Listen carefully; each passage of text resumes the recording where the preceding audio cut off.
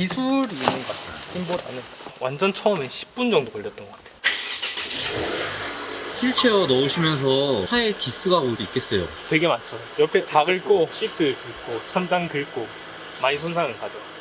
예전에 우리가 한번 촬영을 했었잖아요. 네네. 모르시는 분들이 소개 한 번만. 안녕하세요. 저는 2019년 6월에 펜션 다이빙 사고로 하반신 마비로 살아가고 있는 26살 김유현이라고 합니다. 사고 이전에도 운전을 하셨겠지만 사고 이후에 첫 운전을 시작했을 때는 어떤 느낌이었어요? 손으로 페달을 조절해야 된다는 게 처음엔 되게 이상했죠. 핸들도 한 손으로 잡을 수밖에 없고 핸들을 돌릴 때 몸에 중심을 잡기 힘드니까 또 이게 적응해서 1년 이상 운전을 하다 보니까 지금은 편한 것 같아요. 휠체어 가벼울 줄 알았거든요. 네. 엄청 무겁네요 저거. 처음에는 팔힘도 약하고 하니까 이게 씻는 게 혼자 가능할 거라 생각 못 했는데 기술적으로 많이 늘다 보니까 지금은 운전하는 거랑 휠체어 씻는 거랑 다 쉽게 하는 것 같아요.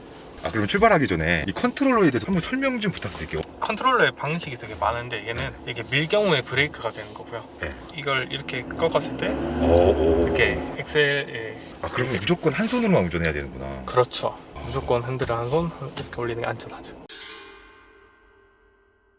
처음부터 운전을 할 수 있겠다라고 생각을 하신 건 아니었을 것 같은데 그쵸. 어떤 계기로 있게 되신 거예요? 제가 처음에는 휠체어도 혼자 못하고 아무것도 할 수 없다 보니까 이제 내 인생은 끝났구나, 주변인의 도움을 받아야만 무언가 할 수 있겠구나, 그렇게 생각했거든요.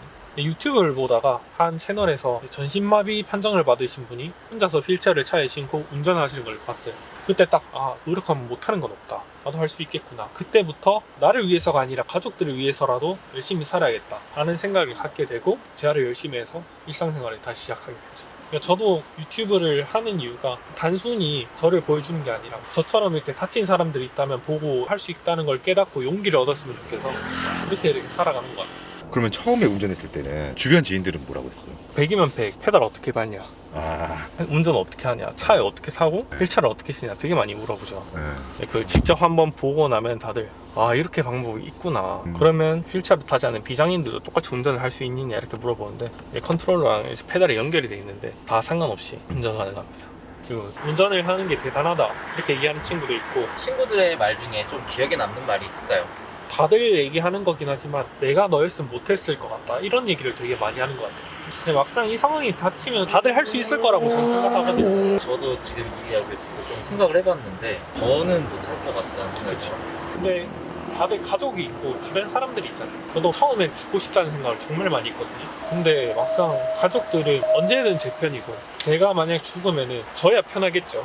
근데 주변 사람들이 슬퍼할 걸 생각하면은 그런 생각 전혀 안 드는 것 같아요.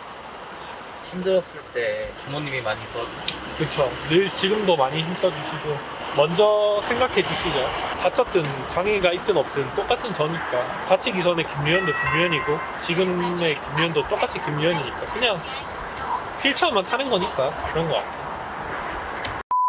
적응하시기까지 얼마나 걸리셨어요? 한 3일 정도는 좀 버벅댔는데 그 이후로는 가면 갈수록 많이 적응이 돼서 사실 운전 자체는 그렇게 어렵지 않았는데 저는 주차가 많이 힘들었어요. 뭐 장애인 주차장이 있는 경우는 크게 상관이 없지만 밖에 돌아다니면서 잠깐 주차를 하게 되면 내리는 공간이 많이 부족한 경우가 많거든요. 그것 때문에 좀 많이 힘들었어요.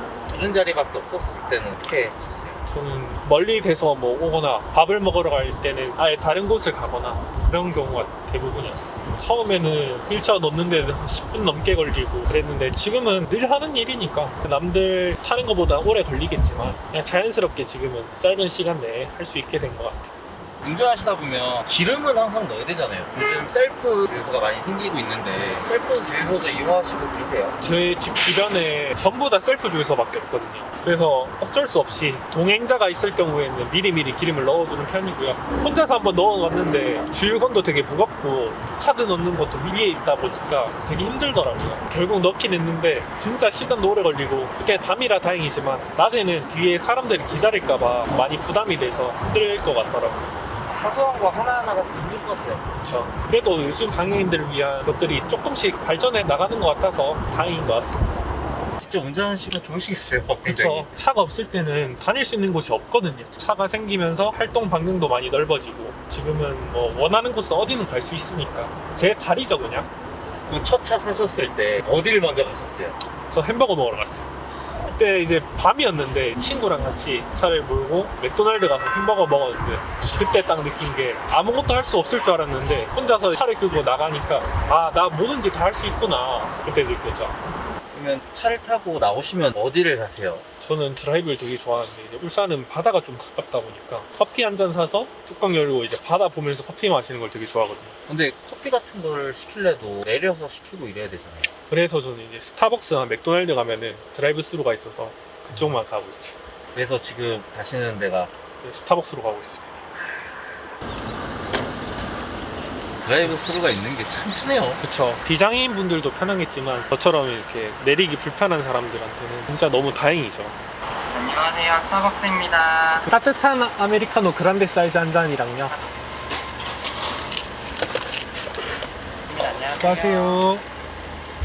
그러면 벤츠 까브리올레를 사신 이유가 있을까요? 전에 차는 BMW사의 3 시리즈를 타고 있었는데 그 차가 좋았어요. 좋았는데 사고로 폐차를 시키고 나서 그 다음 차를 뭐로 할까 하나 오픈카도 한번 타보고 싶고 왜 우리나라에선 벤츠가 그렇게 잘 팔리는가 궁금해서 이제 산 것도 있고요. 그러면 이 벤츠 까브리올레는 장단점이 좀 대표적인 게 있을 것 같아요, 이 차에. 일단 장점은 이거죠.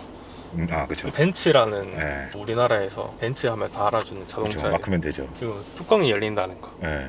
그 두 개 말고 솔직히 없어요. 솔직히 전차가 좀 더 좋았던 것 같아요. 유지비 자체가 많이 차이 나는 게 제가 BMW 탔을 때 당시에 보험료가 200만 원이 조금 넘었거든요. 근데 이 차는 400만 원이 넘어가요. 문이 두 개고 위에 탑이 열리다 보니까 스포츠카 할증이 붙어서 비싸더라고요. 이 차는 얼마예요? 신차 출고로 제가 알기로는 6천만 원에서 7천만 원 정도로 알고 있고요. 제가 중고로 구매했을 때는 9,000km 탄 차량을 5천만 원 조금 넘는 금액에 샀던 것 같아요. 이 차가 중고 가격이 안 내려가요. 이 차를 사고 9,000km를 탔는데 가격이 더 비싸졌어요. 연비는 어떻게 돼요? 시내 주행했을 때 보시면 지금 7.6km가 찍히고 있고요. 고속도로만 타면은 한 13, 14까지도 나오는 것 같아요. 차를 굉장히 좋아하시잖아요. 아, 네. 그 스피드를 즐기기도 하시나요? 솔직히 좋아하긴 하는데 시내 주행밖에 안 하기도 하고 차가 없을 때는 좀 달리는 편인데 안전이 확인될 때만 그러는 것 같아요.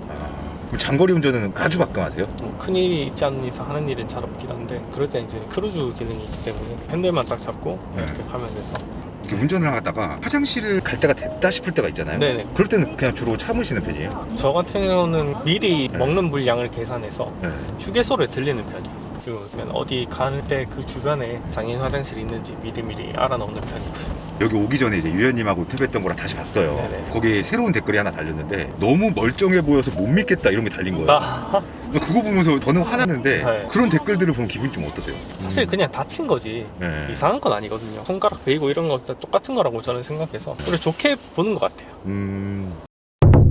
운전을 하고 싶지만 장애를 얻어서 운전을 못 하시는 분들이 계실 것 같아요. 그런 분들께 해주실 수 있는 말이 있다면 어떤 게 있을까요? 저는 지금 정말 운이 좋은 게 목신경을 다치면은 많은 분들이 전신마비를 안고 살아가거든요. 저는 보시다시피 손은 잘 움직이고 그런 상황이에요. 근데 제 주변에 정말 손가락도 잘 움직이지 않고 팔도 잘 움직이지 않는 분들이 운전하시는 분들이 계시거든요. 다 할 수 있어요.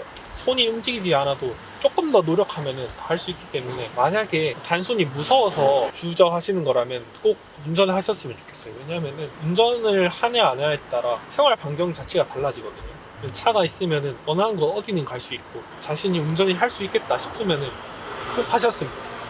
그럼 마지막으로 제 잼뱅TV 시청자분들께 한마디 해주시죠. 저번에도 제 영상을 보신 분들 계시겠지만 이렇게 장애를 가지고도 살아가는 사람 많습니다. 그저 다른 시선 말고 똑같은 사람으로 봐주셨으면 좋겠습니다. 수고하셨습니다. 감사합니다.